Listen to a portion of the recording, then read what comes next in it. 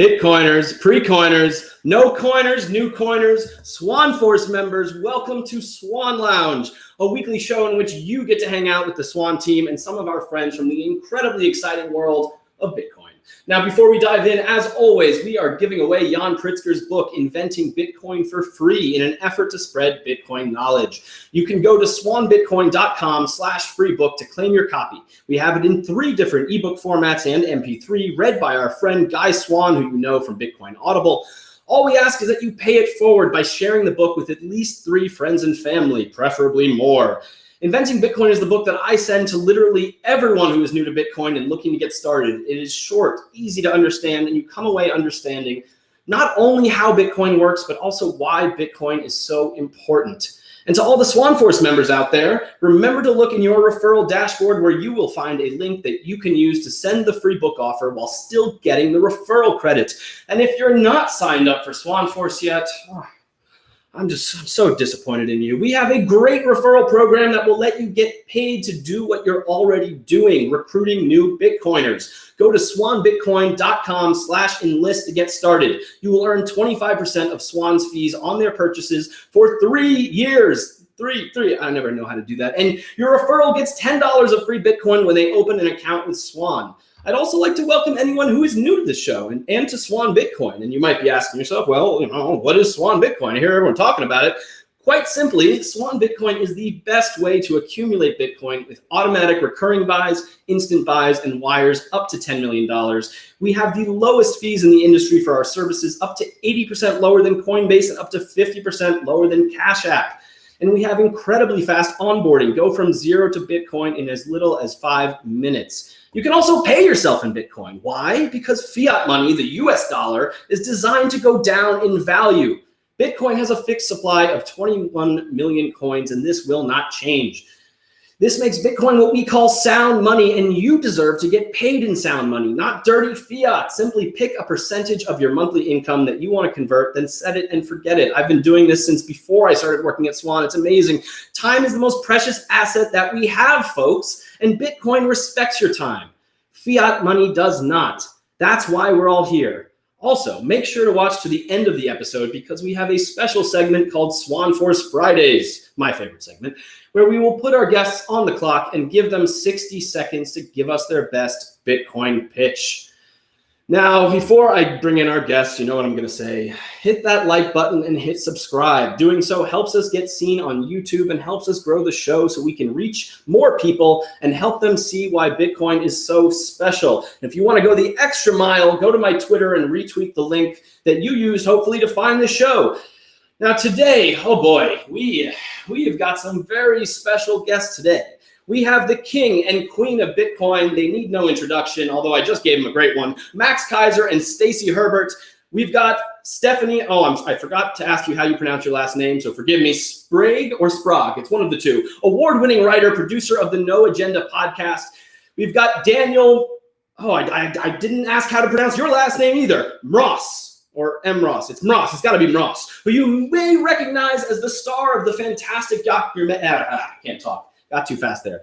You may recognize Daniel as the star of the fantastic documentary chronicling the early days of Bitcoin, the rise and rise of Bitcoin. He's also here today to give us a little preview of the next film he's working on called The Bitcoin Executor. We've also got Brady Swenson, aka Ninja Sparkles, head of education at Swan, and of course, Camilla Campton, Swan Bitcoin social media manager. Now, folks, I've got to warn you, if you can't tell, I am a little fired up today and lately. As you all know, Elon Musk has flip-flopped on Bitcoin, citing concerns over its environmental impact while completely failing to mention Bitcoin's humanitarian impact.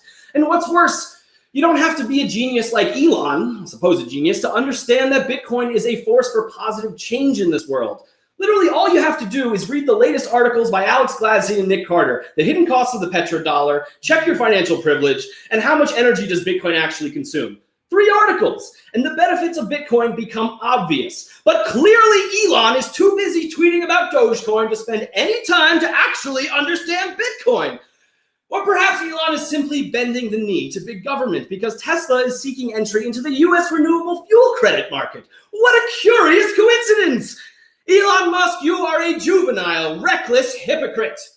Bitcoin is helping people now all around the world, from Venezuela to Turkey to Nigeria to Sudan to Ethiopia. The list goes on, and Bitcoin has helped me and many others here in the United States as well. But go on. Ignore the good that Bitcoin does. Spread fear and false information about Bitcoin's carbon footprint while completely ignoring all the good that Bitcoin does for humanity. And don't get me started on the actual carbon footprint of Tesla and SpaceX. Sure, electric cars are great, and I support that effort. But how much of that power that's charging those cars comes from quote-unquote dirty electricity? Or what about all the environmentally destructive mining of toxic metals needed for batteries? Or what about the fossil fuels that are used to launch the SpaceX rockets into space? That's all fine. But Bitcoin? Perhaps the greatest democratizing force for good the world has ever seen? No. Bitcoin needs to be held to a higher standard than everyone else. Why? Because it is a threat to petrodollar hegemony and the powers that be. You know, folks, I just paid my taxes, and it kills me that some of that money will go towards funding the endless cycle of war we currently find ourselves in that does absolutely nothing to benefit the world. But I digress. And you know what? We've got Max Keiser on the show today, so I think I will leave the rest of the ranting up to him. All right, I need to cool off a little bit, Brecky. All right. Okay, all right. You know what it is, folks? You know what this time is? Do you smell that? It's time for Swan Lounge. So I'm going to unmute my guests like I never remember how to do. I'm going to do that. My hand is shaking from that. Oh my God, I can't even unmute everybody. Welcome to Swan Lounge, folks. That was fun. That was caliente. That was fire. Thank you. Yeah, that's good. Straight that's fire. Fired up. Yes, sir. I was channeling you, Max. I was doing my best. I'm not quite. Yeah, no, great. I was totally inspired. That sounds great. Every point you made was right on, spot on. The problem is you never overmodulated. You never hit the peak. You have to break stuff, you know, like You gotta get the. Yeah. No, it's great. All right, you're right. All right, first and foremost, man, I gotta work on talking today. Stephanie, did I say your last name correctly? You Which did way?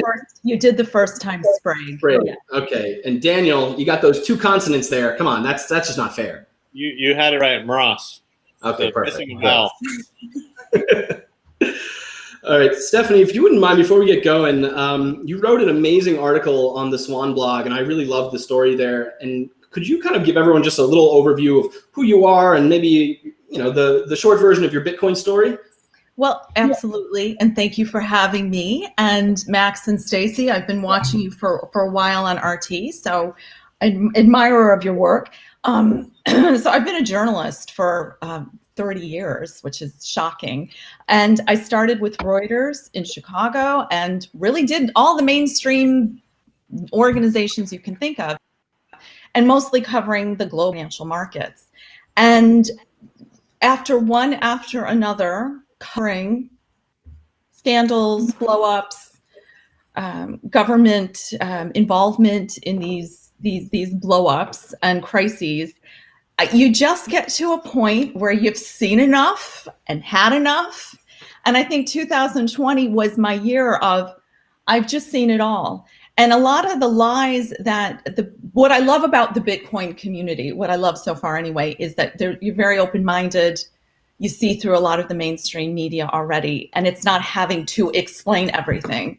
But I have to say, all the lies that we see with the monetary policy and the system and the fiat money system, you could almost transfer to every mainstream story we're seeing now in the world. And I guess that's sort of what I want to stress. This is not just isolated to economics and monetary policy. It's so many stories, and including COVID and the election. And, there was a point last year where it all just came to a head, and you think, this isn't going to get any better. And you're just kind of standing on one lie after another lie, and you find yourself on the roof going, okay, this might fall down. And it's time. It's time to sort of make the move. So I did. It's time for Bitcoin. I love that. Oof. It's Daniel. in a nutshell. That's it in a nutshell. So, no worries. Well, I'm glad that you've made your way into Bitcoin, despite the circumstances that have gotten you here. I think we're all going to be better off. Daniel, you've not to age you, but you've been in the Bitcoin space. You might have been here longer than Max. Give everyone a quick overview of who you are for some of the new folks who don't know you. Yeah, hello. I've been around for a while. I first heard about Bitcoin in 2011. A friend told me about it, and like a lot of other Bitcoiners, I ignored him. And a month or two later, he was like, "Hey, you really should pay attention to this thing," and got into it then. But certainly the world is very weird. It's weird having been in Bitcoin 10 years and see the arc of everything changing over time. I've always been kind of wrong about my predictions on Bitcoin, but thankfully they've always been wrong in that I always thought things were going to take a lot longer to happen before they did. And certainly 2021, 10 years having gone by since I got into it, seeing global adoption and COVID accelerating everything, it's weird. It's just really, really weird. That's kind of my takeaway from it for sure. I didn't think that things would accelerate at this pace, but at the same time, I'm like extremely thankful that we have Bitcoin, because today it's kind of like an anchor in my life and a lot of lives around me, and especially with things seeming so uncertain in the world, it definitely seems like something that is certain, and I think that's very, very helpful for a lot of people. Yeah, it's a mixed bag. It's a mixed bag of hope and kind of depression, but we have Bitcoin, and the hope overshadows everything else. So it's a good thing.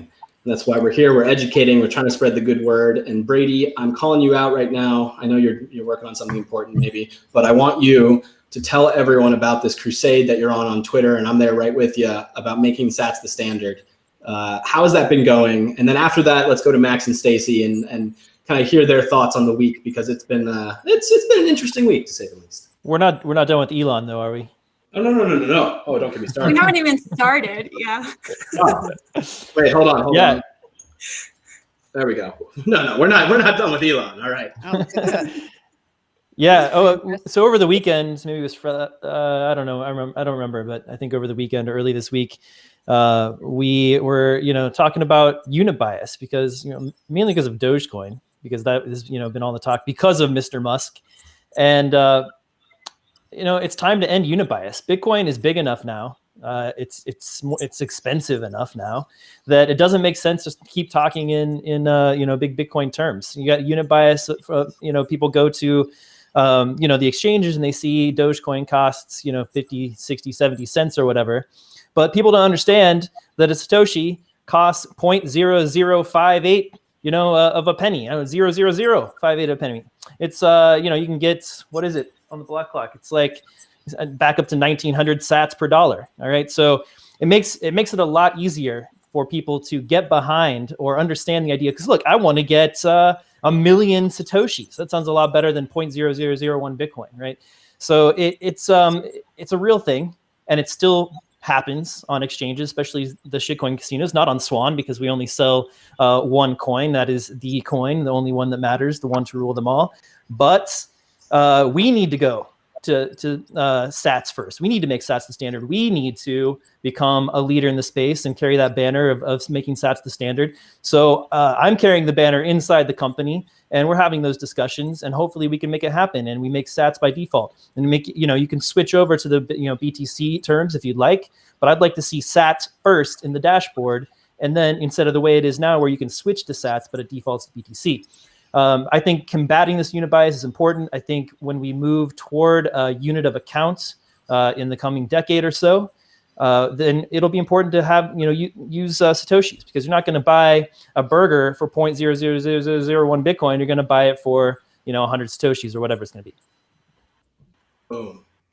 And what's nice to see, and we're not there yet, but we saw TradingView put Sats up there. We saw, I think CoinMarketCap did the same. So we're making progress. Coinbase, if you're watching, come on, you can do this. Come on, Kraken. Come on, one more thing.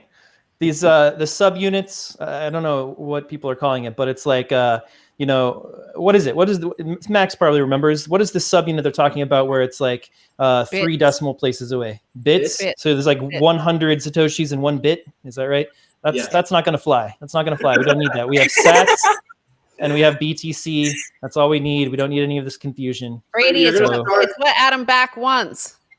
I don't care. I disagree with you, Mr. Adam Back. With all due respect, sir, you are absolutely wrong about this one. I agree. You know Alright, what's that's- amazing also? Oh, Hey, folks in the chat, if you like bits, let us know in the chat. If you prefer sats, let us know in the chat. But we're still going to go with sats. So, it is how it is. There's too much momentum here. We got to keep rolling. Nobody likes bits. Don't be fooled. Yeah, sats have reached escape velocity for sure. Yeah. Camilla, I can't tell if you have something to say or you're frozen. No, never mind. I did have something to say. I wanted to say that it was super interesting because I also started posting about sats and just getting DMs of people like, where can I buy sats? What Oh yeah, is this that thing? was And hilarious. it's We were- Bitcoin, you guys. We were like It's pretending that great. sats was a coin. Yeah. Hey, guess what? We have this coin. It's great. It's called sats. And I had literally 100 DMs. Where can I buy sats? I can't find it on any exchange. I want to be part of the sats army. Where how can I? And it just made me think like how easy it is to spin up a shitcoin and start selling it with, maybe 100 tweets, 200 tweets or something like that, collectively went out in that couple of days from, Bitcoiners. And just a flood of people being like, all right, I'm on board. I want to buy the sats. It's so easy. It's so easy to do. I remember Max first mentioning the unit bias when Bitcoin hit $100, and then people were buying like stuff at 50 cents instead, like the Litecoin stuff. And Yep. The unit bias is real. It's a real problem. And it's true on Wall Street because people tend to gravitate toward penny stocks or super cheap stocks. And I remember when I was starting on Wall Street, Berkshire Hathaway stock was $2,000 a share, and I couldn't get anyone to buy it because they said it was too expensive. And now it's close to $400,000 a share. So it's just psychologically, it's something tough to fight. But I agree. I mean, if it could be sats and get that kind of out there, it probably would help. it's like a stock split. Well, yeah.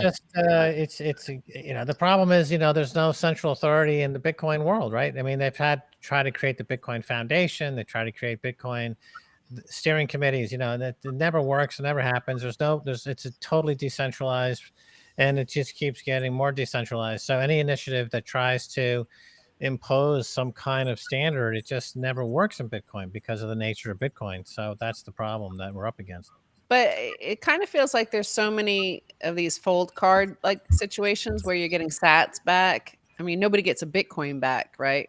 Well, I guess they do have some reward points that are Bitcoin, but it seems like that's a way to get people to start thinking in sats. Yeah, I mean, Yeah. I think so. Max was kind of hitting the nail on the head there. That there is no, any attempts to do this in a centralized way won't work. And I don't think we should even attempt it. But getting the groundswell of support from everyone, getting every app to do it, getting every person to start thinking in sats, like that's the way forward. And here's my one, not issue, but how do we get the Coinbases, the Krakens, the companies that are incentivized by the trading of altcoins to switch over to sats? Because I don't think it's in their best business interest to do so. We need to get that, we need to get all of their customers to demand it, and that might take some effort. It's hard when you don't know whether they're aligned against Bitcoin or not. Coinbase, it's hard to tell. And the rumors are that they're adding Doge in the next couple of weeks. So, Yep. and then, Glassnode and some of those other sites say they don't have too much Bitcoin. So I don't know where their incentive lies, but that's kind of. I mean, it's absolutely 100% clear to me where their incentive lies. They want to make money on trading all of these scammy coins. That's obviously the choice they made a long time ago, and they're continuing to pursue that.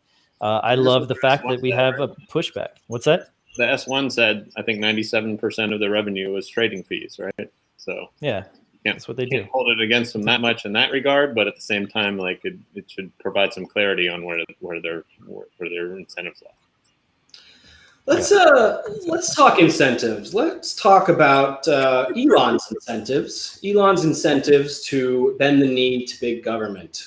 And Max and Stacy, I think this is a topic near and dear to your heart. I'd love if you could give everyone your thoughts on this wild and crazy week that is still not over. So God knows what's going to happen by the end of the day. But so definitely you should tune in on Sunday morning to Orange Pill Podcast because we've done a special on this. And basically a lot of it comes down to the fact that, yes, he does have Bitcoin on his balance sheet in the treasury of Tesla, but Tesla's their income stream is very important to Wall Street. And their revenue stream is got hit really hard. It was announced last week that Fiat Chrysler, which is one of their biggest sources of revenue in these so-called, I think they're ZEVs, like they're basically carbon credits that Tesla was able to sell to Fiat Chrysler, and they made $2.4 billion over the past few years. And that is gone from this year. Fiat Chrysler no longer needs to buy them from Tesla because they have their own electric vehicles. So that revenue source dried up, and now there's a new, I kind of call them shit coins, all these carbon credit schemes. Well, there's a new one coming out. I think it's called RINs, RINS. So these are issued by the EPA, and they need a new source of that sort of free revenue. It doesn't cost them anything. It just is added to their balance sheet from the government. And so I think that they were concerned because of the regulators and EPA and this new, this whole ESG sort of investing and whether or not they would get bad press for the use of Bitcoin because of the FUD around Bitcoin and environmentalism and the carbon output. So they want to sell carbon credits. And there's a new scheme out there for them to earn the carbon credits. Right. So carbon credits and carbon taxes seem like a coordinated global effort. This whole Build Back Better, which is suddenly the mantra for all nations across the world, that they're all going to build back better. There's a really deep centralization of governments and central banks and international bureaucracies.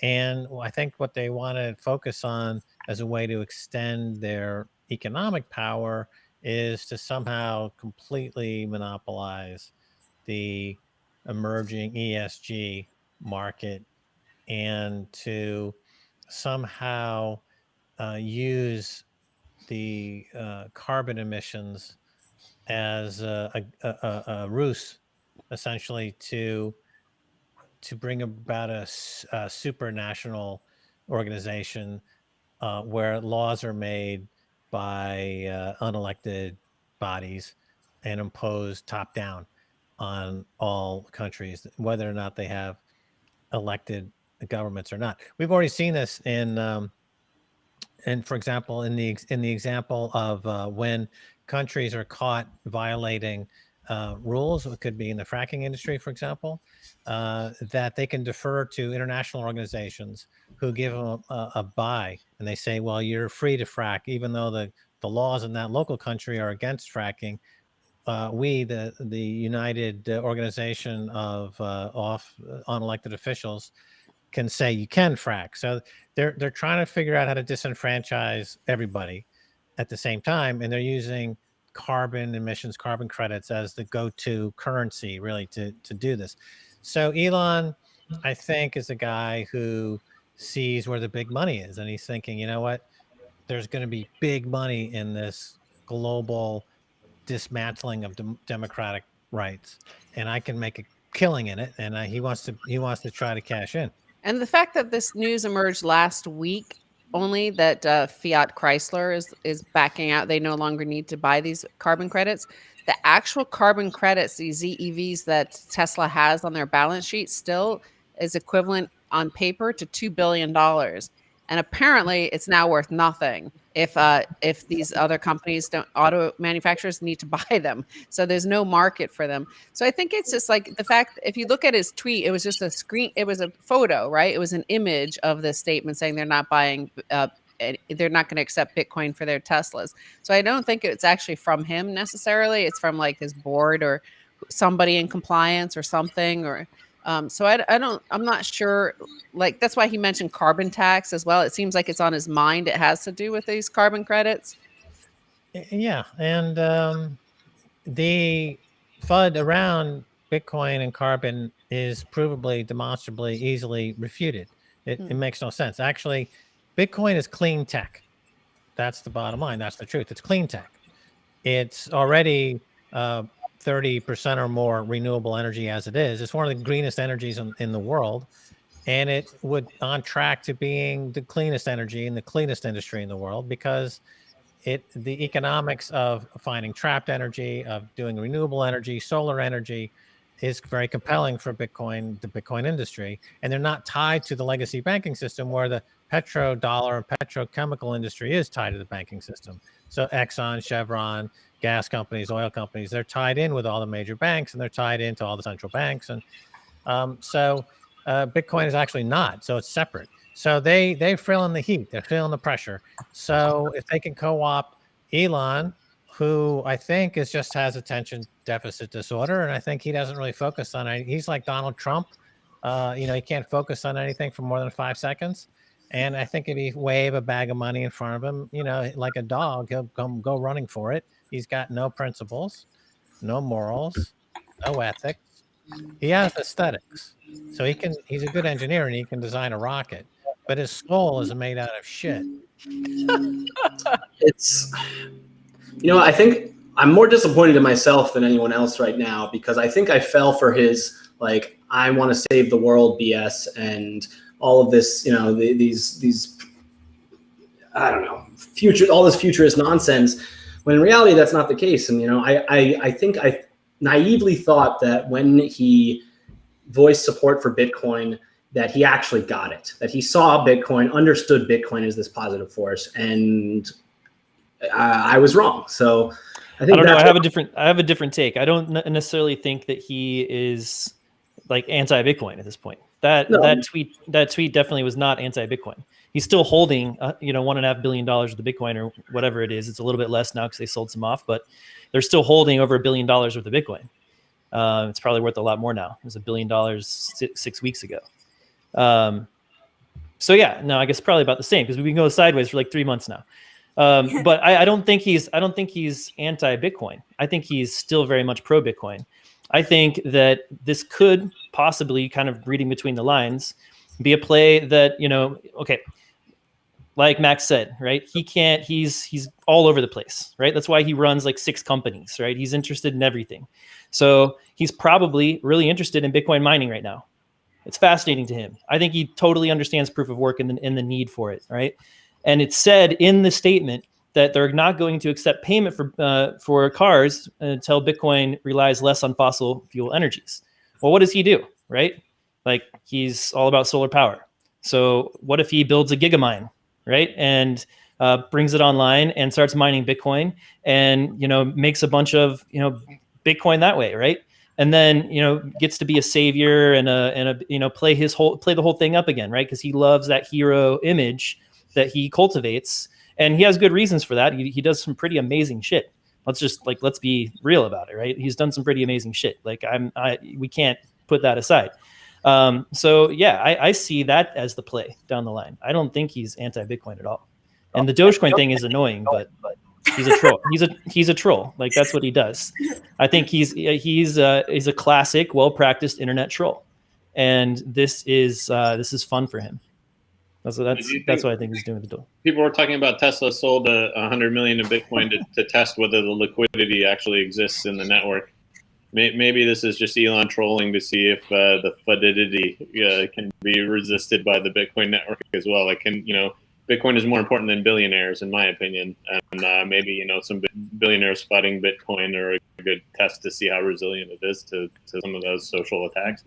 Right. Well, the other point, though, is that the timing is really crucial. In terms of Bitcoin replacing the central bank's system and the fiat money system. And we know that Bitcoin disincentivizes war, makes it too expensive. It disincentivizes violence because it's unconfiscatable.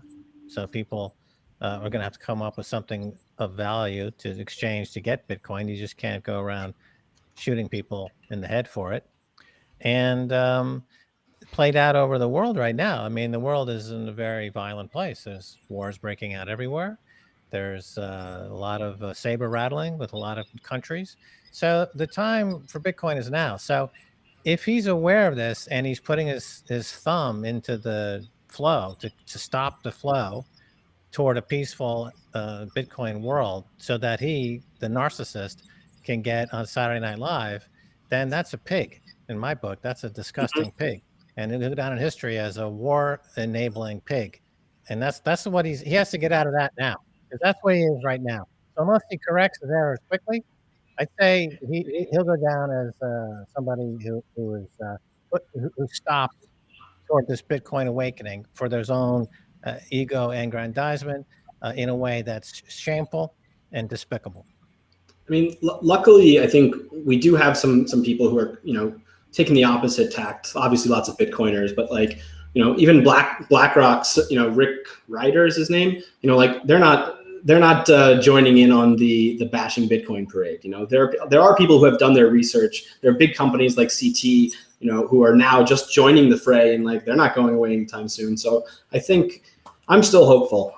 Stephanie, what do you think about all this Elon nonsense and what's happening with Bitcoin in the news around energy?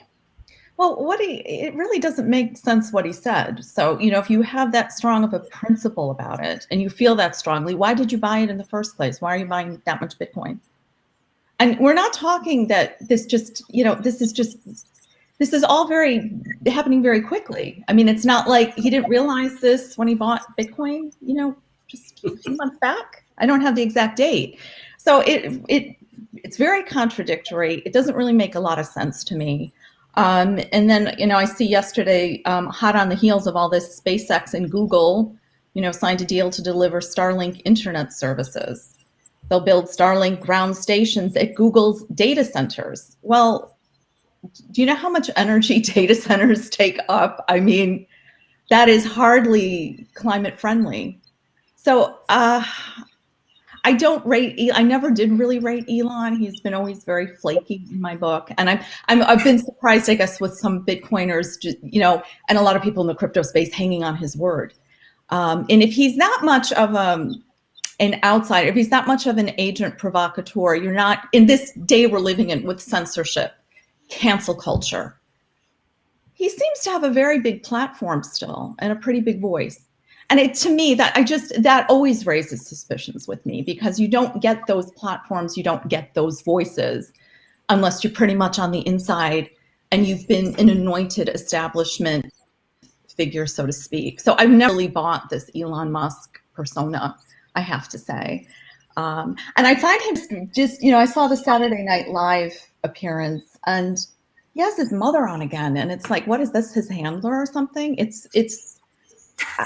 I don't quite think there's much in Elon. I almost think he's a little bit of the little puppet figure to pull out and say and have everyone going this way and that way. I mean, it's just a big distraction. Stacy, sounds like she's one of the good journalists. It's like the Elephant Man, right? He's a freak, and his mom brings him out on stage, and it draws a crowd. And she's cutting deals with Comcast and all these other companies on the back end. It's disgusting. It's despicable. I just don't know too many rotting out their mothers all the time. And she does seem to come out quite a bit. It's just very odd. I find him very, very odd. And I have for a number of years. And I still think the timing, the fact that Fiat Chrysler just announced, it just informed them only last week that they're not going to be buying those carbon credits. They won't need them. I think it's the timing is too perfect that in terms of what he's done this week with Bitcoin. Yeah, I agree. Someone in the chat says that he is a lizard. Someone else in the chat. Okay. It was Mother's Day weekend, so maybe we can give him just this one. Yeah, well, why did they appear on Mother's Day weekend? Yeah, exactly. She comes up too much in these interviews. She really does. It's I have a theory that Elon and his mom are going to try to take a rocket ship to Mars and restart civilization by procreating between those two. Oh gosh, that is just too gruesome for words. Yeah, really. yeah. It could be the future of humanity. Is the offspring of Elon and his mom living in the filters, Brecky. You heard it here first, folks. Oh wait! Gravity. Wait, I gotta come back the other way. Hold on. I'll be there in a second. 1 second. Okay. Oh, I tried to make it work. It didn't work. Anyway. That is cool. Oh, we got we got filters for days here, actually. If we're having, it was good to see Michael Saylor push back on Twitter. So Michael Saylor was very patiently walking through the numbers with Elon and pointing out where he's wrong. And so it's good to see that. Michael Saylor clearly is somebody who completely understands it and understands where we're going with all this. So that's good to have him really as the base upon which so much great stuff is happening. So if you get some distractions and you get some drug-addled weirdos coming into the space, Bitcoin can survive Roger Ver. It can survive Elon Musk. These people need Bitcoin more than Bitcoin doesn't need them at all. That's the whole point. So anyway, let's move on. I want to talk about Daniel's film. So a lot of you may have seen. I hope you've seen The Rise and Rise of Bitcoin. Fantastic doc. Kind of takes you through the early days. There's a great part, well, many great parts. One where I think Daniel, you weren't there, but you were having mining equipment shipped to your house or something like that. And, it was just like, we got to make sure it gets there. And the UPS guy is like, what's all this equipment? I have no idea what this is. But we've got this new film called The Bitcoin Executor. Hopefully I'm saying that right. I'd love if you could kind of give everyone the rundown of, what it is, why you and Chris are making this movie and what you're hoping to achieve. And, then we can show the preview. Yeah, sure. So the Bitcoin Executor is a narrative feature. It's a fiction, and I met Christopher, the director, at the Unconfiscatable conference in Vegas a couple of years ago.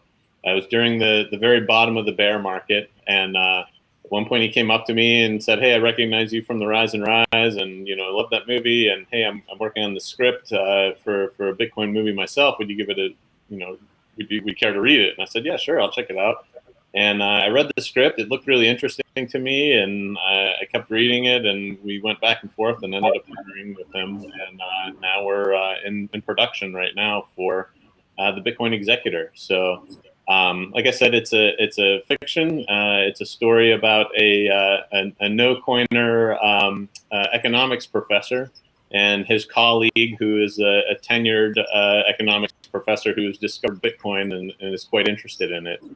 And over time, what happens? The tenured professor passes away, and the young skeptical professor is a month or so later gets an email that says, "Hey, there's this dead man switch has triggered, and I would like you to deliver these Bitcoin wallets to my heirs and be the executor of my will."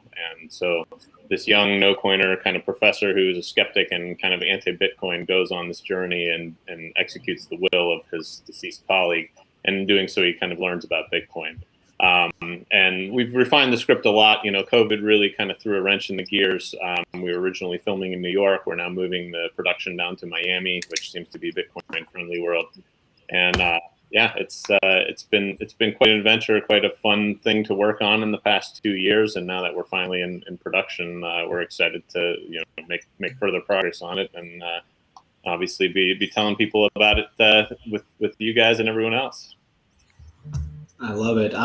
So I think you already know this, but I'm a former filmmaker and went to film school and all that. And one of the things that I think the Bitcoin space needs more of is more narrative work. And narrative work is a lot harder than, well, no, documentaries are hard too, but narrative work is very difficult to get right. But when it's done well and when it's done right, it's incredibly powerful. I always think about Tarantino and when he wanted to make Django Unchained, and he called up this producer Reginald Hudlin, who's a longtime friend of his, and was trying to get him on board for this movie. And what Tarantino was basically saying was like, think back to Roots, an incredible series, groundbreaking series that did a lot of good, but Tarantino was basically saying that it's kind of like cod liver oil. It doesn't taste that great, but you eat it and it makes you better, right? You got to kind of force the medicine down. And Tarantino was like, no, screw that.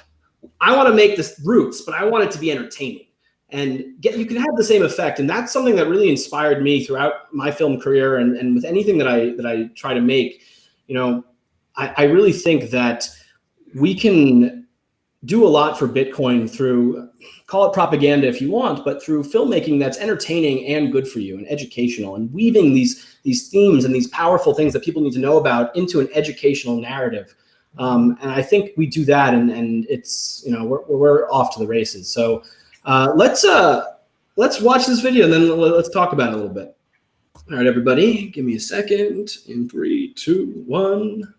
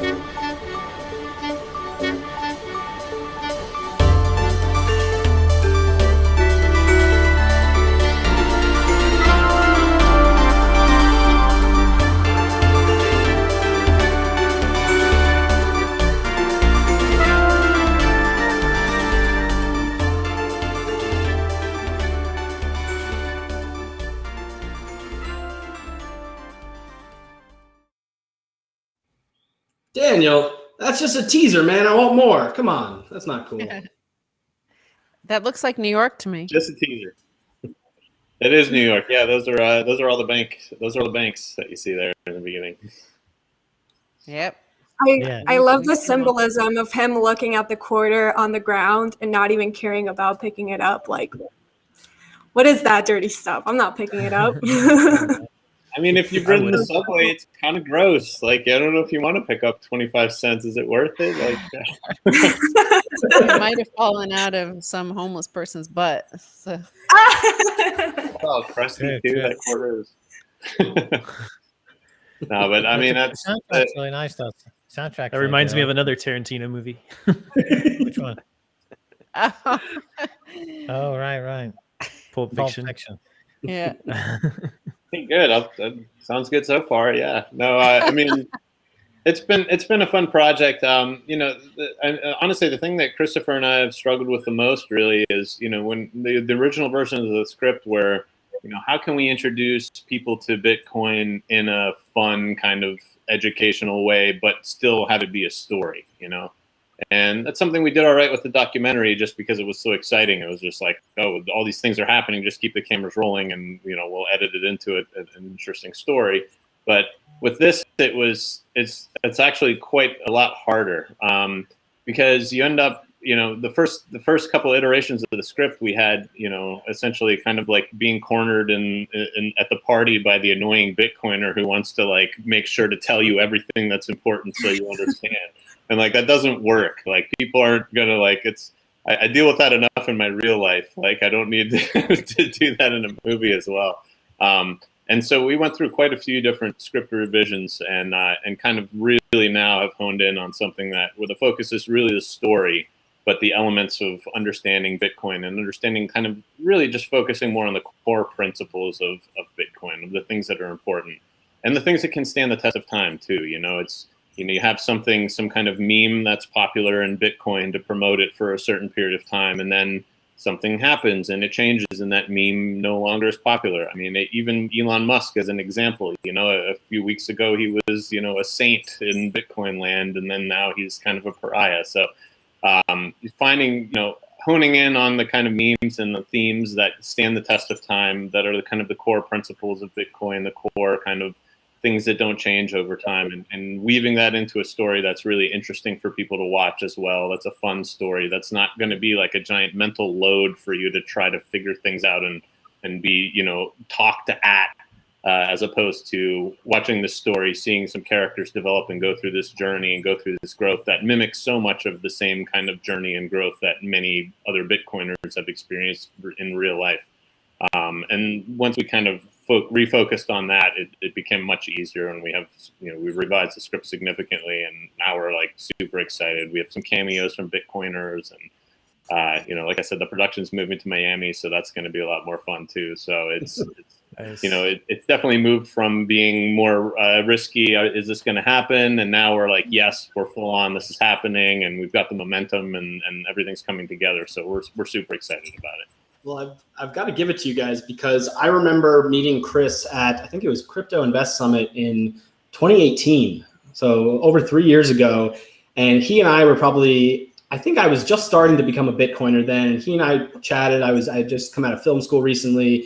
And I think we were some of the only people there who cared about Bitcoin. And it was like the beginnings of the bear market, and everyone was in denial about that. And I remember meeting Chris, and I was like, this sounds like an awesome project, but I'm like, oh, man, good luck getting this funded. Good luck getting this made. And I kind of just like walked away. I was like, yeah, happy to read the script and help. But in my mind, I was like, he's got an uphill battle, and I know he knows it. And I'm really glad that you guys are at the top of this hill. And now it's production's not easy, but it's a lot easier than getting it funded and getting it set up. So I'm really glad to see where you're at, and really excited to see the finished product. Someone was asking in the chat, when's the release date, or what? Do you have a shoot schedule? Well, give us a timeline. Yeah, like I said, it's all coming together. Moving out of New York for production has been a pretty big deal. We had actually written, and before that, COVID hitting was a pretty big deal. We had our whole script all finalized.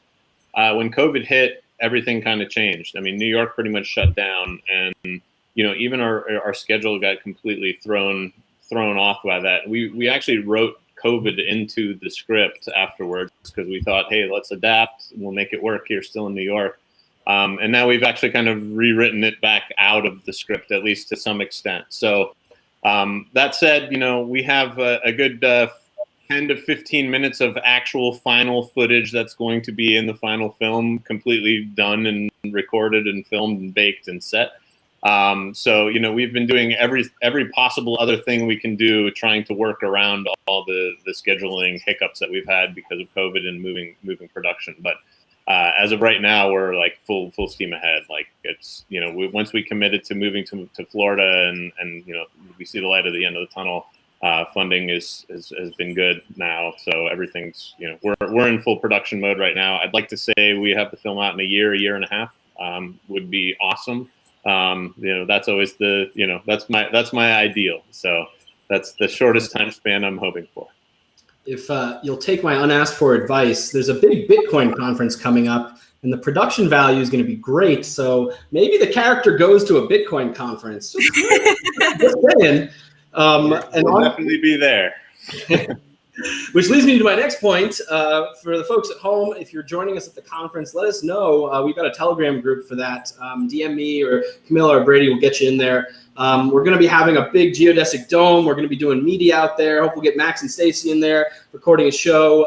Daniel and Chris will be there, and we're hopefully going to be showing even more footage and doing kind of a Q&A, so that'll be a lot of fun. We're in full conference prep mode right now. We've got a lot of fun things planned, so I just wanted to get you all excited about that. All right, we're coming up towards the end of the show. It's been a week. I wanted to kind of open the stage up. Let anyone who has something they want to say, they want to air some grievances about the Bitcoin space, or they got something on their mind and they just got to say it. Camilla, you want to tell everyone how you broke your arm with those diamond hands of yours? Or what's going on here? No, my wrist is fine. I just kind of sprained it. But yes, smashing the buy button does it to you also. Yeah, you have to be animated when you do it, or else Have to. it's not real. Otherwise, you don't look hot. Like you gotta caliente. You gotta do Exactly. it with wow. Yeah, that's why I wear these. I always put my leopard skin trousers on every time I Woo. smash by too. That's amazing. I just want to say, going back to the Elon thing, just for a little bit, not focusing on Elon though, just a message for the people that sold because of his statement. I thought it was very silly because he himself said that he wasn't selling any of his Bitcoin. So why would you be selling your own Bitcoin? So it just goes back to the whole don't trust, verify. Don't trust these people because they have big titles. Do your own research. If you think energy FUD is a thing, do your own research to see if it's real or not, and then make your decisions based on that, not just because you're an emotional, weak-handed person. That's it. We're Bitcoiners, folks. Put on those tinfoil hats, all right? Don't believe everything they tell you. Oh gosh. Stephanie, have you hung out with some crazy Bitcoiners like us before? Was this I the first never time? have. No, I haven't. What do you think? I haven't. I hung Good way out to with start the one weekend. Bitcoiner once. It was just one person, so it was a little. So, Max and Stacy are tame right now, just so you know. They I seem know. tame. Totally. I was reading the comments and they're saying like Max is way too calm. Like they're waiting for you to erupt. I got my,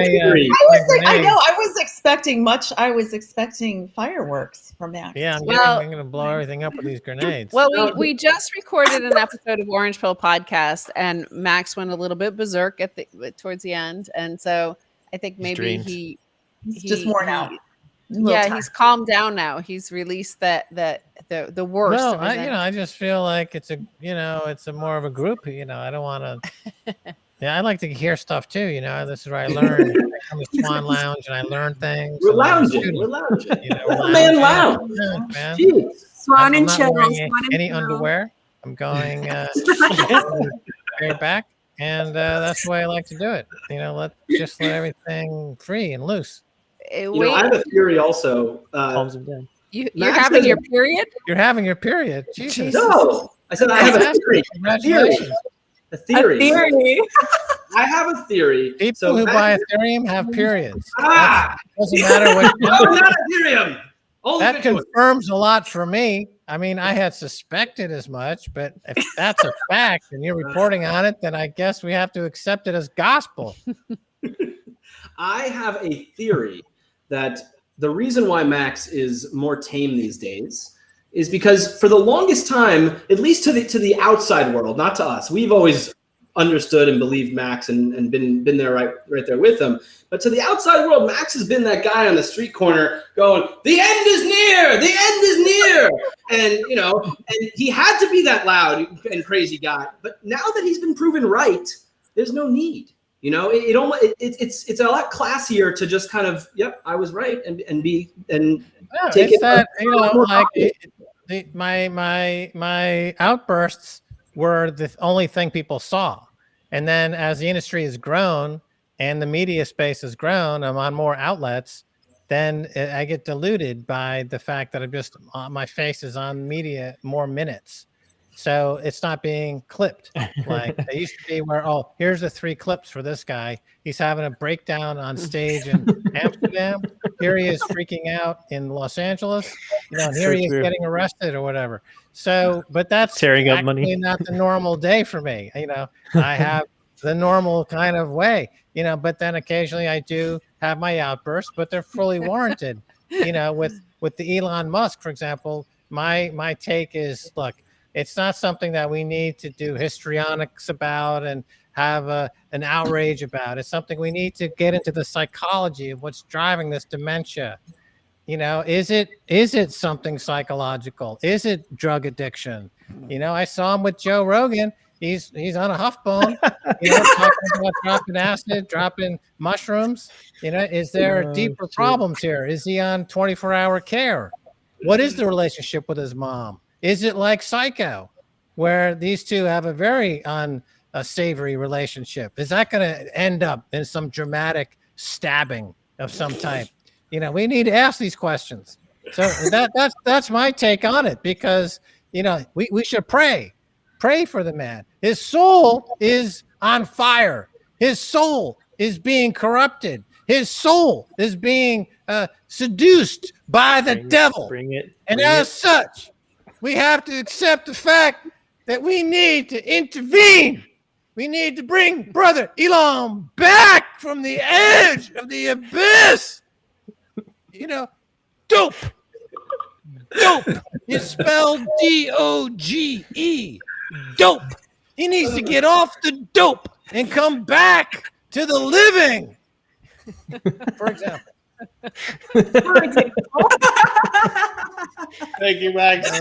Also, everyone, wherever I go, it's always a complaint from the sound engineer, like, oh, you're screaming. The sound's all messed up. You're screaming. So I'm like, okay, well, fuck you then. I won't be screaming, and your ratings are going to crash. How do you feel about that now? No one's watching you because you couldn't flip the knob down a little bit to accommodate my voice level. So now you got nobody watching. It's a trade-off, just like Bitcoin's a trade-off. Do you want sound money, or do you want fiat, war, violence, and some freaking white-haired shiksa? And Talk about Christine Lagarde. Yeah. My inner voice has been released. Thank you, Max. I've lived vicariously through so many of your rants. I'm Christine Lagarde. Je suis SCP. Imprimé. Money. Imprimé. Tous mes problèmes, ce sont Sophie. C'est nos problèmes de tout. Because je suis Christine Lagarde. SCP. Right? You never, Christine Lagarde and Elon's mom, you never see them in the same room. But Max, Max, you could use the same wig for Janet Yellen. Yeah, that's true. So Janet Yellen. Ask and you shall receive. I love how Stephanie is instigating this now. She's like, Hello, I'm Janet Yellen. I used to be a roller derby queen back in the 70s. Now I run some treasury department in the United States, and I'm very carefully with Jay Powell. And I remember the Bitcoin sign that came up behind me during one of my testimonies. I didn't think that was very funny. I think universal basic income is the way to go, because my wig is falling. I can't even afford a nice wig. That's my problem. Janet Yellen. I'm yelling. I can't yell. I'm yelling. I'm Janet Yellen. That's right. I'm yelling. What? No. Brecky is not menstruating. He misspoke. He was not having his period. No. Okay. Yeah. How about Jay Powell? Because I think you could use the wig too for Jay Powell. I don't. Jay Powell has a merkin. Yeah, he does a little. Let's come on, go. Yeah, push it back. I was going to say. Hello, I'm Jay Powell. I'm a tough. I am the product of institutionalized thinking. I went to all the finest schools. I know mathematical formulas. I'm a Keynesian, Oh, what's that? Oh, yes, we'll print. Yes, we'll print some more. Yes, yes. Printing. Mr. Nothing Powell, can be stopped. I have a question. I have a question. Yes, yes. I'm sorry. Yes. I have a question. Okay. Yes. Yes. When are you going to visit the homeless encampment around the corner from the Federal Reserve? Well, those poor people, what they need is more printed money. I went there the other day and I gave them some of my own printed money. And what did they do? Well, they went and they bought a hamburger, but the price of the hamburger was so high because of my inflation that I created by printing all the money that it wasn't enough of my printed money. So you know what I did? I printed more money because I'm Jay Powell. And all I do is print. That's all I do. I just print. I needed this. Because I'm Jay Powell. Thank you for answering We'll that. say it's funny because it's true. Daniel, did Max pass the audition to play Jay Powell in your Yeah, I'll film? play Jay Powell in the epic new film, The Executor. If we needed Executor. Jay Powell, you're on. And at you're the end,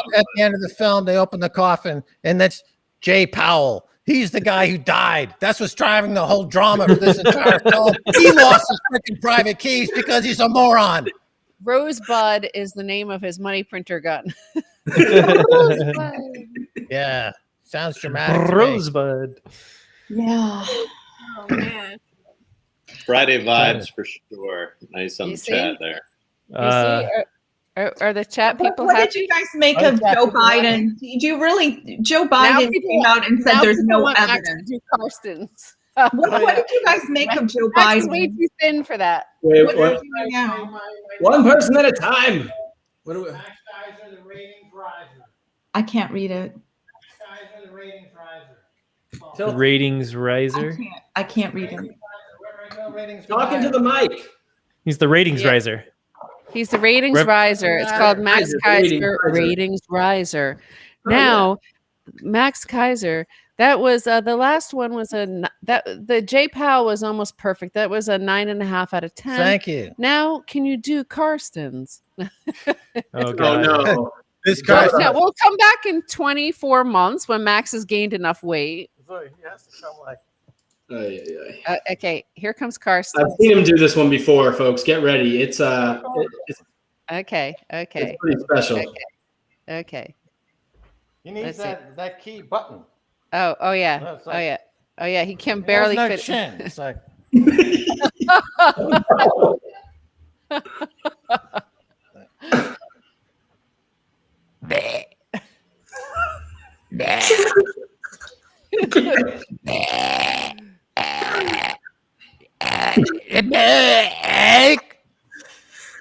internationals.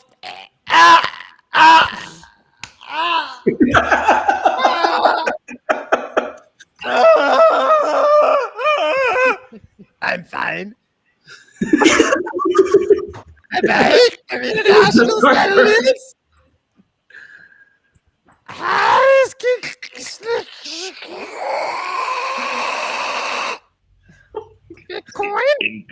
Increase consumption. Bitcoin. I'm trying to pass some Bitcoin through my colon. What's I feel it Bitcoin, coming to precious? my center now. Oh, this is the only physical sensation I've had because my blubber has suffocated me for decades. Stephanie, did you have a question for Augustine? No, I don't. I thought you had a body question. I am speechless. Good answer. Good answer. No. Sorry for prompting that. Love you, Max and Stacy. Okay, great. Augustine, let Princess Leia go. Let Princess Leia go. Oh my God. Now somebody said do Tommy Lee. Tommy Lee. When he stood up like that, maybe they wanted to. Show you a tattoo on my ass. I've got a tattoo of Karsten's on my butt. Yeah, baby. That's not true. All right, we've almost evolved into the level of madness that Elon has reached, and I think we should cut it short before we go too far. But we're not done yet. Becky, no fun. Yeah, Brecky, who are you? Like scolding us like that. Yeah, Karen. Like the hall monitor. He's having his period. So he's Look, I haven't been hosting shows as long as you. All right, I'm still figuring this out. Like, I don't know when to let it go, to keep it. Karen's having his period, and he's having cramps, and he wants to go. Terrible. He needs to go. Let We've me all ask been this. there, Brecky. We've I'm all gonna been there. rage quit. I'm done. We've all been What do there, you think? Brecky. What do you think is We've all worse? been Is Elon flooding on Bitcoin through Tesla worse, or is Elon pumping Dogecoin worse? Pumping Dogecoin's worse. I think they're all kind of, in his mind, they're all the same. So he it's all a video game in his demented mind. And he's been subsidized by billions of free money. And his grasp of reality has left the station. And so now we have to deal with the mess. But I think that Bitcoin will survive the Elon's nervous breakdown, his psychotic break from reality. And as it always has, we've had, as I said, like Elon is just Roger Ver times 1,000, right? So Roger Ver tried to kill Bitcoin, and so have a few other people. The New York Agreement, the corporations, they tried, the big blockers. That fantastic book, The Block Size Wars, is just brilliantly written. It's a great book. And we had a lot of really bad actors, and Bitcoin has survived near death for real from internally. The worst enemies of Bitcoin are internal. It's not from outside. It's the inside community that is the Bitcoin's worst enemy. The people who have been made fabulously wealthy by Bitcoin, they suddenly turn on Bitcoin.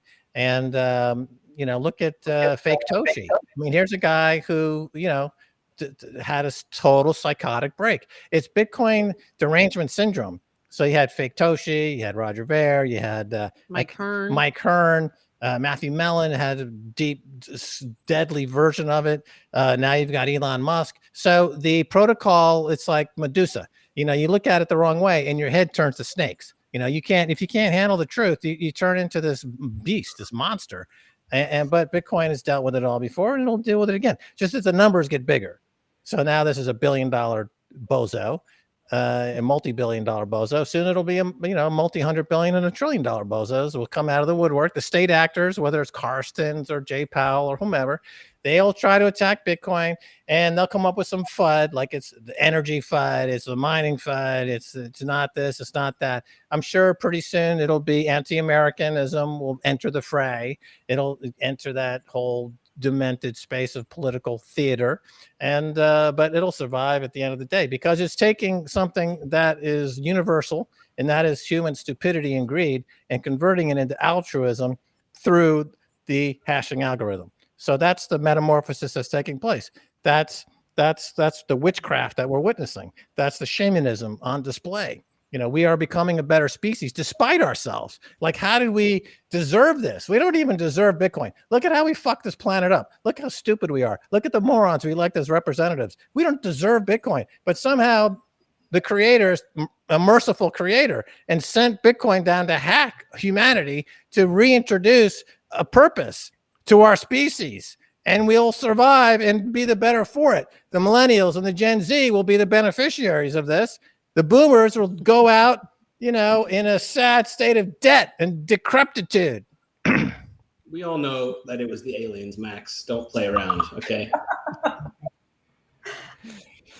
Well, they were merciful aliens, if that was the case. Well, I mean, the fact of the matter is that where did the protocol come from? Okay, you had the cypherpunks in the 90s who were looking at creating this type of phenomenon. I know I created a digital currency myself that I have a patent on. I don't know if I've mentioned that enough, but I'll mention it again.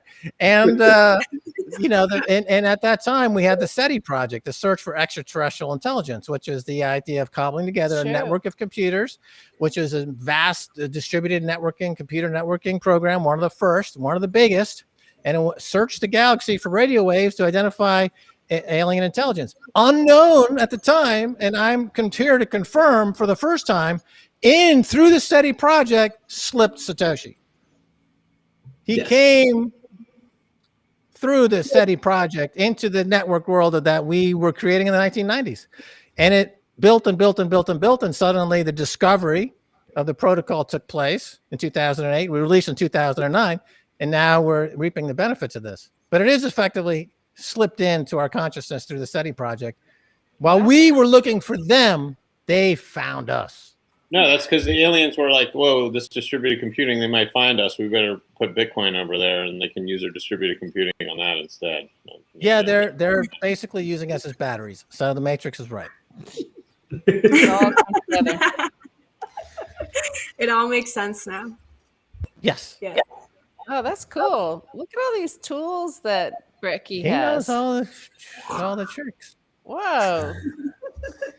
If only it didn't say look for hand afterwards. There you go. Yeah, right? Oh, you can see that too? Yeah.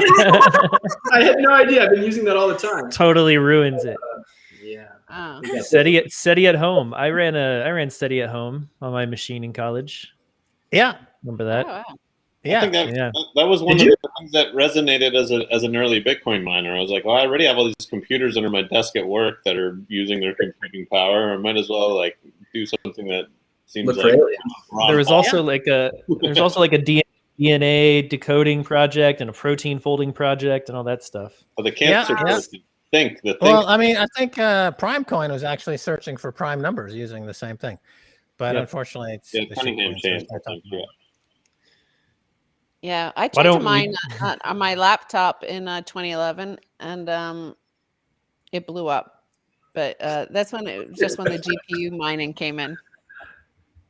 Stacy, how's To the Moon coming? Do you have any more episodes coming out in the works? Oh, everybody's been asking about that. It's such a great series. If I don't say so myself, I've got to brag every once in a while.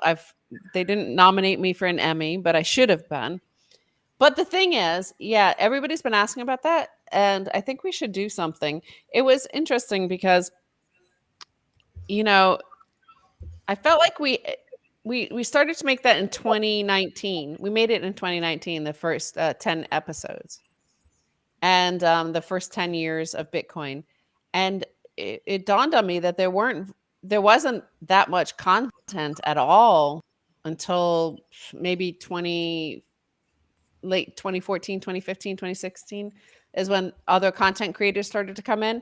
So it was I figured we had to try to like immortalize and put some of that into a context for people who were starting to come to Bitcoin, all the newbies in 2017, 2018, like how do you explain what happened and how did we get here? So I'm glad people have really responded so well to it, because and it also helped me like to go back, because I'm always in a fugue state, like we're busy going from content to content, and then to have to sit back and watch all that stuff, especially Max, the stuff he was saying in 2011 about what Bitcoin would be like now.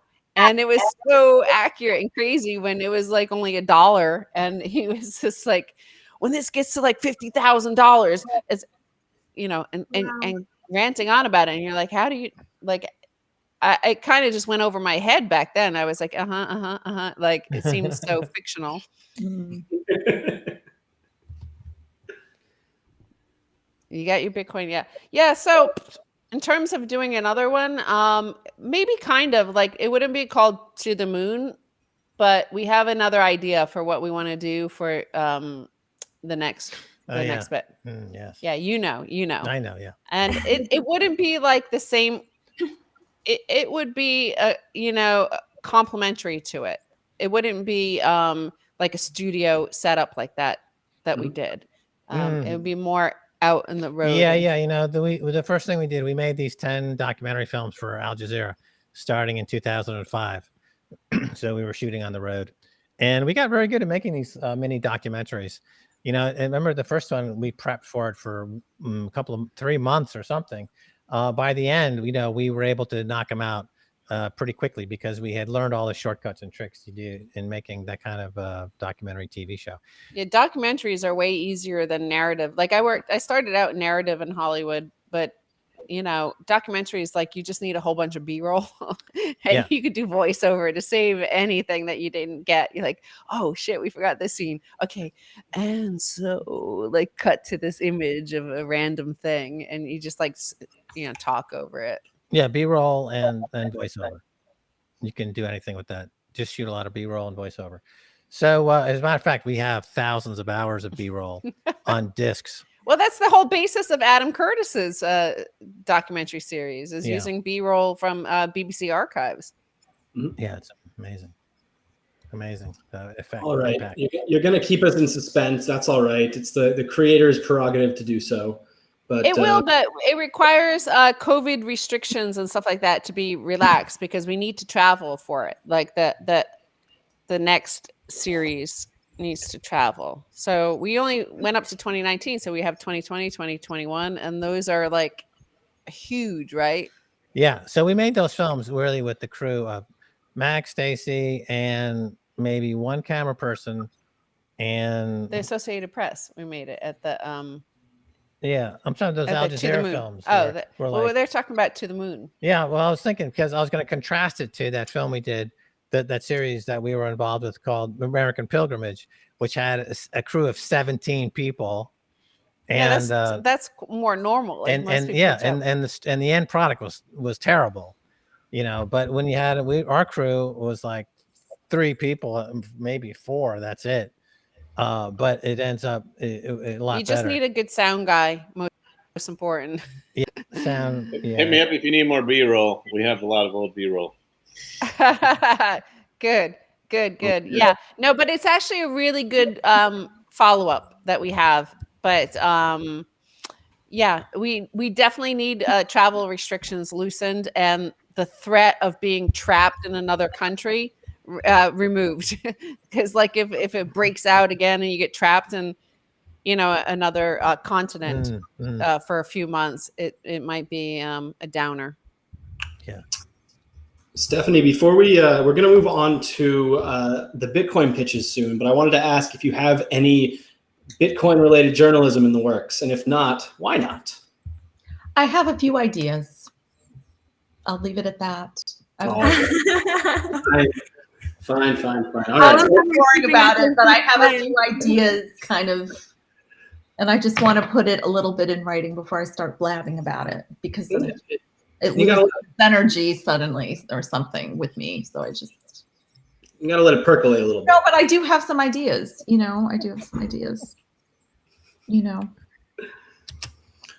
Well, I think this is it, folks. It's been a wild show, to say the least. But we're not done. We got to do the Bitcoin pitches. So the way this works for Daniel and Stephanie, who are new, basically we will put you on the clock. It will give you 60 seconds to give us your best Bitcoin pitch. Now, the fun thing about this, it can be to anyone. You could pitch Janet Yellen. You could pitch Augustine Carstens. You could pitch your mother, your friend, whoever you want to pitch, you can pitch. You just have to tell us. If you're on a roll, sometimes I give everyone extra time. So, don't worry about the clock. It's more just for fun. We've been doing this for a while now, and we have a lot of great pitches in the can, and I'm actually editing them all together to kind of make like a highlight reel. So don't worry about it. Take it easy. Tell us who you're going to pitch, and we'll just have some fun with it. And I'm going to make Daniel go first because he's a Bitcoin veteran. And Daniel, if you can't pitch Bitcoin, but at this point, shame on you. All right. All right. I mean, simplest terms, look, Bitcoin gives you. Wait. Who are you going to pitch? Who are you pitching to? Is this a general pitch? Yeah, I think general pitch is probably the best. Yeah. All right. In 3, 2, 1. Look, Bitcoin gives you freedom, and freedom is something that people pretend that they care about, pretend that they want. But if you really want freedom, it comes with some responsibilities. It comes with some risks, and Bitcoin is the embodiment of that today. There's no other way to save money without somebody taking it away from you, somebody eroding it, somebody destroying the savings, the preservation that you're trying to do. And Bitcoin is the only thing that exists today that allows you to do that in a sovereign way, in an individual way, in a way that you can protect it yourself, and you have sovereign and sole responsibility for it. So Bitcoin is freedom, Bitcoin is sovereignty, and Bitcoin is ultimately the most personal thing that you can own. Without anybody having the ability to take it away from you or erode it. And with that, do with it what you will, depending on where you live. That freedom, that sovereignty can afford you a lot of different things. And who am I to say what is a justifiable way to spend that or use that? Ooh. See, you could have used maybe 1 or 2 extra seconds, Daniel, but that was fantastic. That's what you get from being in Bitcoin for 10 years now, and from making a movie about Bitcoin and now a second movie about Bitcoin. So my hat's off to you, sir. Now I'm going to take you off the pedestal, put myself up in the seat of power. Stephanie, are you ready? I'm like the worst salesperson you'll ever find, but okay. Well, what about this? There's got to be at least one person in your life who doesn't believe in Bitcoin. Pretend you're talking to that person and talk to them in terms that they can understand. Why should this person, whoever it is, care about Bitcoin? All right, I can try it. Who are you pitching today? Okay, I'm going to pitch to my cousin Claudia, I'll pitch to my cousin Claudia. She's a boomer, and she's very nervous about all her money in the bank. And so she's constantly asking me, what should I do? What should I do? And I told her what I did, and she goes, oh, I can't possibly do Bitcoin. All right, cousin Claudia, this one is for you.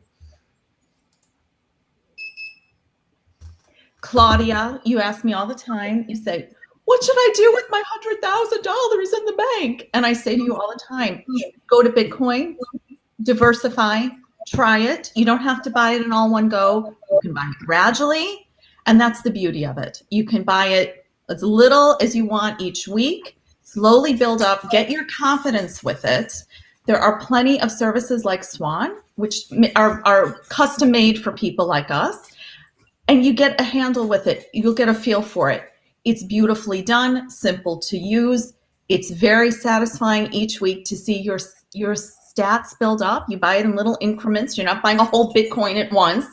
You buy it slowly, steadily, accumulate it. You see the rewards each week, and it's very, very satisfying. And you can buy it on the lows. You start to get very good at seeing it's low and hitting that button, buying it. It's super easy. You'll feel very safe doing it. And there's gradual ways to build up so you have it in your own wallet and where you're taking more control of it. But ultimately, this will give you more freedom. Instead of complaining to me all the time about Gavin Newsom and California, you have some control over your life. You have a little bit more control. You feel like you're a little bit more empowered. You're not relying on all these doofuses that you're complaining to me all the time about. You can take matters into your own hands, and that is very rewarding. Boom, with 3 seconds to spare. Oh, wow. Stephanie, you did great. You did fantastic. That was amazing. Yeah, you should send that to Claudia. It came from the heart. Well, she's concerned, she's older, she's an older woman, and I worry about her, and, that's just it. I mean, these are real, people are really worried out there, it's like, people are very concerned. It's definitely hard, especially with people you love and trying to get them to see the light, and there's so much pushback, There is, and I mean, it's just from everywhere, it's like, so anyway. It's one of those things that saddens me, so many people are looking for a solution to so many different problems, and I truly believe that Bitcoin is the solution to a lot of these problems, and it's staring them right in the face, and they just won't accept it. But that's why we got to keep pushing. So Brady, Camilla, Max, and Stacy, you're all veterans. You don't have to do a pitch if you don't want to, but if you'd like to, I've got one. I've got one I want to pitch. All right. This is to people who already are Bitcoiners, and it's specifically to Grajaj. All right. F you, Greg. F you, Greg. You're in the comments there saying you want to liberate me, seeking my freedom. What about yours, Grajaj? You're typing there. I bet you're sitting on a chair while typing in there. You're not serious about stacking sats. Is your wrist even broken? Look at Camilla. Are you like Camilla? No. I bet you're sitting there typing with both hands, Grajaj. You're not taking stacking sats seriously. And if you're not taking sats seriously, are you even a Bitcoiner, Gajaj? F you, Greg. Right? Good job. Max will say it too. F you, Greg. F you.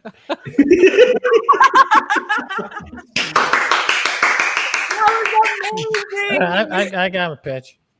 Max has a pitch now too. Yeah, I have a pitch. This is going to go out to the Dalai Lama. Okay. You're not the All right, first get the person. timer to pitch ready. the You ready? All right, in You ready? 3, 2, 1. Dolly, Dolly.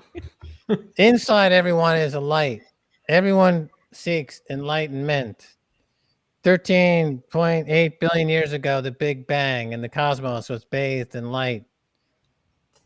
Prehistoric man just learned to harness fire, and his world was bathed in light. Thomas Edison brought us the light bulb, changed life on this planet forever, bathed in light. It said actually that when the sperm fertilizes the egg, there's a spark of light. Dalai Lama in 2009 on January 3rd, the world saw another enlightened moment, and the world has been bathed in a brilliant sheen of perfect value of exchange of consciousness. It's called Bitcoin. And with it, you can escape the darkness, Dalai Lama. You can escape doubt. You can escape war. You can escape violence. You can escape Tibet. Bitcoin is the way for universal consciousness. Thank you, and have a good trip. Whoa, Max. Whoa. Epic.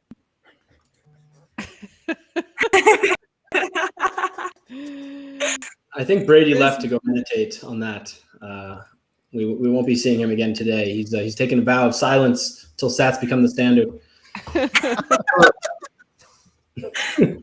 What we really need is Elon to take a vow of silence, but I don't know that will happen anytime soon. But man can dream. Man can dream. All right, folks. This has been one of the more memorable episodes of Swan Lounge, and I really appreciate you all joining. Go to the Bitcoin Executor. No, just bitcoinexecutor.com. Check out the film. Come see us at the Swan Dome. We'll have a preview there. There's a new orange pill coming out tomorrow. When is it? Sunday morning, 7 a.m. Eastern time. 7 a.m. Eastern. Oh my God, I can't wake up that early. All right, Hey, I'll listen. Becky, we have an audience in Australia, in Asia, and Europe as well. So it's like late for them. You're right. You're right. It's not a Brecky-centric world as much as I want it to be. I think that's it, Stephanie. Where can everyone find your writings and your future focused writings? You can, if you just go to Twitter, I usually post things there. I'm not the world's greatest at posting there, but I do try to post things there. All So right, that's at Evelyn Sprague. So you can find me there. we'll Also- definitely Yeah, if you haven't read her piece on swanbitcoin.com/signal, right?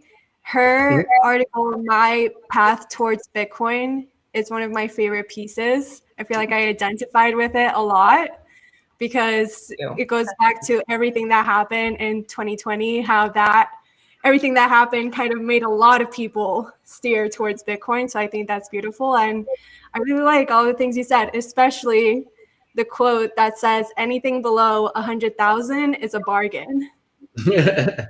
Right Well, you know now. what was really funny, because I remember, just a quick thing here. I mean, I remember I was watching it, and again, in the mainstream world, people did not like Bitcoin. It's like, and I remember the company I was working at, I was doing some stories on it, and the editor was like, "Oh, duh," and I'm like, "All right." Well, anyway, I remember vividly watching the price get up to 19,000, and I didn't want to get involved. It really felt like a bubble. And I remember just watching, this is crazy. I wouldn't get involved. Not that Bitcoin was, but just what was going on.